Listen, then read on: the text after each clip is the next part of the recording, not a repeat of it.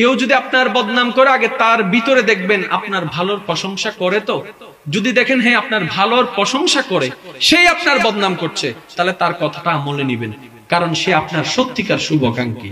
সবার কথা কানে নেওয়ার দরকার নেই। আমি কি বুঝাতে পারলাম কথাটা? এবার আপনার বদনাম যারা ফেসবুক স্ট্যাটাস মারছে তাদের আইডিতে যাই একটু চেক করেন তো আপনার নামে প্রশংসা কয়টা লেখছে। জোরে বলেন না। তাহলে যে আপনার প্রশংসা করার সাহস নাই সে আপনার বদনাম করে কিভাবে? এবার আমি ফাইনাল কথা বলি। একজন আরেকজনকে জাহান্নামী মনে করা, এরকম হাজার মানুষ এখানেও আছে। একে জাহান্নামী মনে করে, একে জাহান্নামী করে। ওলামায়ে কেরাম স্টেজে মওজুদ, হুজুরদের দোয়াকে সাথে নিয়ে আমি আপনাদের উদ্দেশ্যে একটা কথা বলতে চাই। আলোচনা যা করার কোরআন থেকে আমার ভাই আলোচনা করে ফেলছে, আমি শুধু ওই আলোচনার উপর একটু ফিনিশিং দিচ্ছি। যে কম বেশি নামাজি আছে না নাই? আয় কিন্তু ককটেল বোমা মারে দিন দেবা যাবাসি বছর হইল আর কেন জোর হন, কম নামাজি আছে না নাই? রমজানে রোজা রাখছেন অনেকবার, এরকম আছে না নাই? যাকাতও দিবেন অনেকবার, আছে না নাই? দান সদকা করছেন, এরকম অনেক আছে না নাই? মসজিদে দান করছেন, এমন আছে না নাই? তাহলে আপনার জীবনে তো অনেক সওয়াব বেশি। জান্নাতে যাওয়ার জন্য তো সওয়াবেরই দরকার ঈমানের পাশাপাশি। তাই দেখি একজন জান্নাতি ব্যক্তি থাকলে দাঁড়ায় যান, আমরা একটু চেহারা দেখি। সময় দিলাম 5 মিনিট।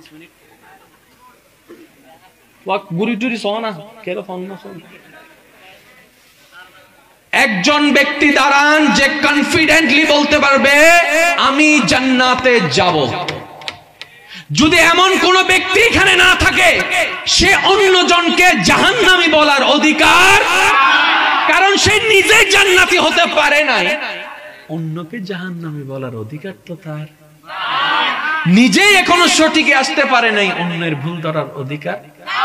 যারা আমাকে চিনেন, সে একজন ব্যক্তি তারা বলেন তো আমি কারো ভুল ধরছি, কারণ আমি বদনাম করছি, কারণ আমি উল্টা স্ট্যাটাস দিছি? অনেকে বলে হুজুর আপনি বলেন না কেন? দেয় নিজে ভুল, মানুষের কি ভুল ধরছেন?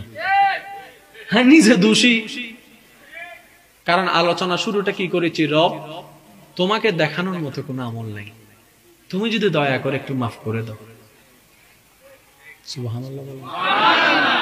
তোমাকে খুশি করার মতো কোনো আমল, তুমি যদি দয়া করে মাফ করে দাও, এটাই আমাদের জন্য বড় পাওনা হবে। কথা বলেন ঠিক কিনা?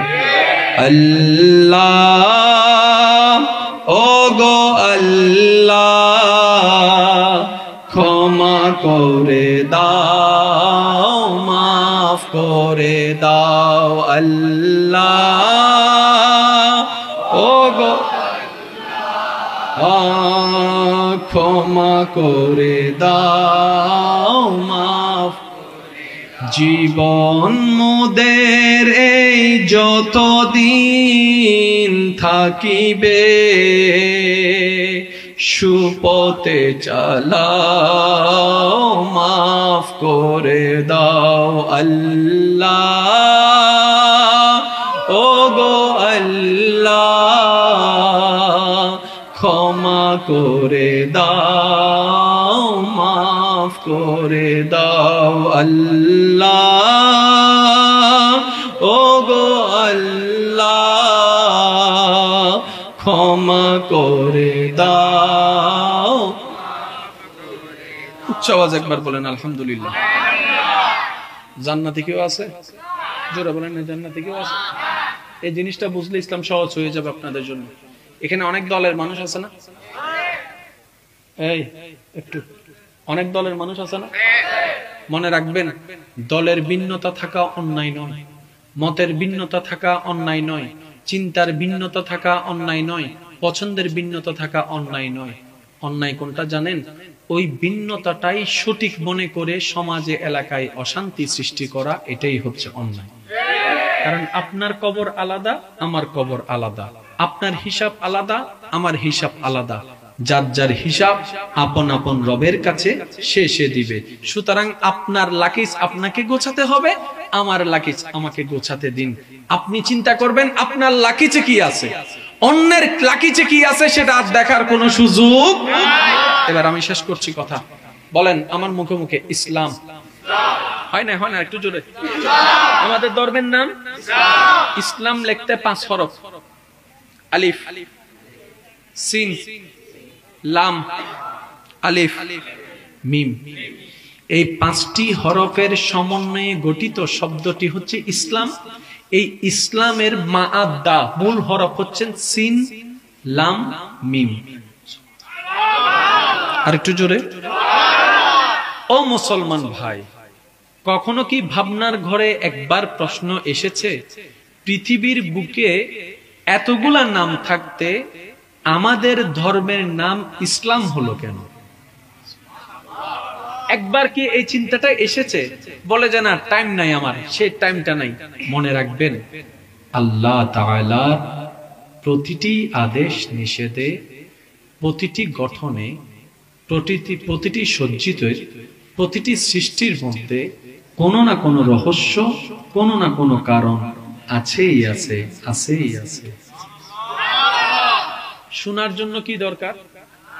আপনারা বললে আমি খুশি হব। শোনার জন্য কি দরকার? আর সেই কান সম্পর্কে ছোটবেলার থেকে আমরা স্যারের মুখে শুনে আসছি, হানতানি, লম্বা করে গেলাম, হানতানি। তারপরে স্যারে বলতে পড়া শিখোস নাই, স্যার শিখি নাই, বেনসুরুদ্দি, বেনসুরুদ্দি, ছাত্র হান্দরি দিয়ে মনে মনে হতে তুই স্যার বুড়ো অসো না, তারপরে তোরা ভাই। আচ্ছা, ছাত্র এখন কি ধরছে? ছাত্র এখন কি ধরছে? সত্যি করে বলেন তো, কান ধরছে না লতি ধরছে? না, আমি আপনাদের থেকে শুনবো, কান ধরছে না লতি ধরছে? সারা হইতে হান ধরে বিলিতে তো লতি ধরে দিয়ে দেখি। কান কাকে বলে? গবেষণার টাইম আমাদের হয় না। যেটা ধরেছি এটা কান নয়, এটা কানের কভার। এটা কানের, এটা যদি ছিঁড়েও যায় আপনার আওয়াজ কানের মধ্যে প্রবেশ করবে। অনেকের যারা আগুনে পুড়ে যায় তারপরও তারা শুনতে পায়। মনে রাখবেন, কানটা এটা নয় যেটা আমরা দেখি, কানটা হচ্ছে ভিতরে, যেখানে শ্রবণ শক্তিটা আছে। তাহলে আমরা মনে করলাম কান কোনটাকে, বাস্তবে কান কোনটা? তার মানে জানার পরও কিছু জানা বাকি থাকে, বুঝার পরও কিছু বুঝা বাকি থাকে। তাই তো বলা হয় মরণ পর্যন্ত শিকার কোনো শেষ নাই। ও স্যার, এই কথা কেন বললেন? বলে যে এই কথা বলার একটাই কারণ, কখনো নিজেকে রাইট মনে করবা না, কারণ তোমার আজকের শিকারটা কালকে ভুল প্রমাণিত হতে পারে। আমার কথায় কষ্ট নিচ্ছেন না তো আপনারা? আমি আমার যুবক ভাইদেরকে উদ্দেশ্য করে একটা কথা বলছি, আমার যুবক ভাইরা শুনে আমাকে উত্তর দিবেন। তাহলে আমাদের গবেষণায় বেশিরভাগ সময় দুর্নাম এসেছে, ডিমোটিভেট এসেছে, প্রশংসা কখনো আসেনি। আমার কথাটা একটু শ্রদ্ধার সাথে বলছি, আপনারা শ্রদ্ধার সাথে শুনবেন। বদনাম করার অধিকার কার আছে? যে আপনার ভালোর প্রশংসা করে সে আপনার মন্দের বদনাম করার অধিকার রাখে।